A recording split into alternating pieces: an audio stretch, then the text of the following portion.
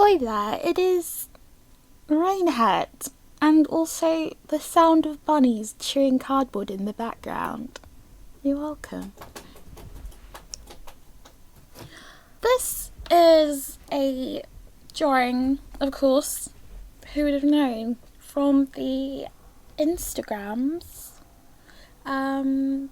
and the realm of the Instagrams where they do drawing challenges. This one is Draw This in Your Style challenge, if that was not already apparent. So, you know, it's a thing that I don't usually do. I don't know why. It's not a bad thing to get into. Honestly, it's quite a good thing to get into because there's a new hashtag usually. Or like you have to tag someone. Which means that you'll show up in the tagged posts or you'll show up in the hashtag, right? And the thing about that is you'll post to that hashtag, you'll probably check that hashtag, and then that will be the same for everyone else who posts. So it's like, I don't know, it's like sharing your art with a bunch of other artists, but the digital version of that.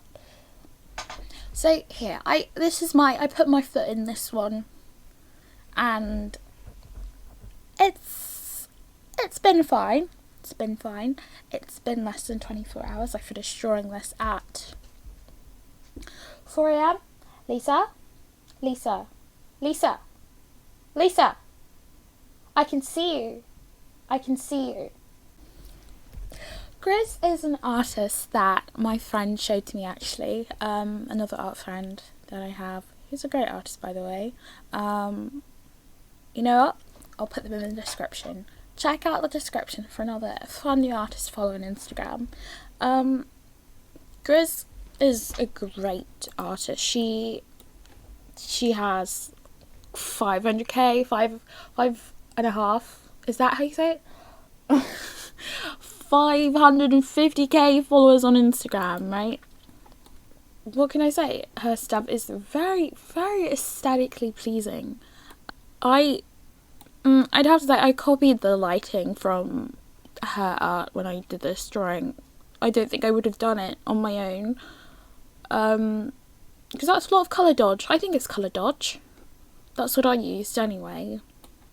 Mainly pretty girls she draws, and you know, the occasional pretty boy and cute animal.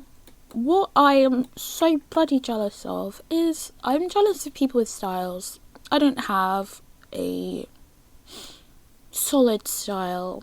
I don't have a series of more than 10 images that look super consistent with each other, which I'd like, and I think it would be nice to have. Just so you know, people can tell your art from someone else's. So that's what I'm working towards in terms of being consistent. It is super consistent, but it's still very different from each other. You know, it has its own flair, but you can tell it's drawn by the same person, which I want. I want that. So I'm working towards that, and part of that happens to be line art. I want to have a line art style because painting is just, they look quite similar to another artist, to be honest with you. But line art is a lot more unique, just because the way you turn your wrist and stuff. So anyway, the character for this challenge was, of course, a frog girl, and I've drawn my fair share of frog girls in my lifetime, Mallow being one of them, and Sue being another one. Who else? That girl from Soul Eater, what is her name? Erica? Yeah.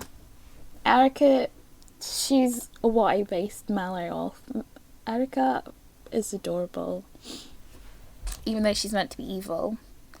So of course I was going to draw this, and also she's a redhead, and redheads are the most... Okay, should I say that? Redheads are freaking stunning, okay? And of course, I have to mention this for the 100th time, but I want to get back into making comics, and I've decided that I am going to make another comic soon, very soon. And this will probably be like practice of developing a lineup for that. However, I'm going to try and not make it as complicated if I can, because drawing a line out like this takes a hot while, takes a hot minute. But I'm not mad at the outcome, you know, the outcome is pretty decent afterward, even though I have to faff around with it so much. It's because I'm not using a reference. If I was using a reference for the body, I wouldn't have had so much trouble with posing. Oh well. I think the frog, one thing I'm proud of, I think the frog looks way more dynamic and than the original. You know, instead of just having a frog just sat perched from the side angle, it's from like an above angle, which looks a little bit like he's falling off a head, but I'm not mad at that. I hope you enjoyed my messy voiceover. My god, how I've been talking for 10 minutes, Jesus Christ. The thing about these videos is, right, when you start them off, I try and make it as short as bloody possible, because there's not a lot to say about your artwork. You have so much time in the video where you can talk about God knows bloody what, and you end up with like 2 minutes of talking and then awkwardness. So I just wrote a couple of notes, and then suddenly I'm at 11 minutes of audio, and now I have to edit it down like a madman.